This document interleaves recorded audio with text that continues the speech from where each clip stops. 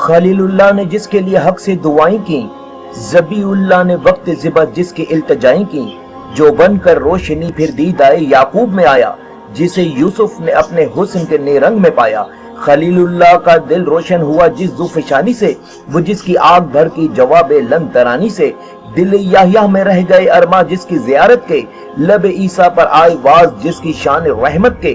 وہ دن آیا کہ پورے ہو گئے تورات کے وعدے، خدا نے آج عیاں کر دیے ہر بات کے وعدے۔ ربیع الاول امیدوں کی دنیا ساتھ لے آیا، دعاؤں کی قبولیت کو ہاتھوں ہاتھ لے آیا۔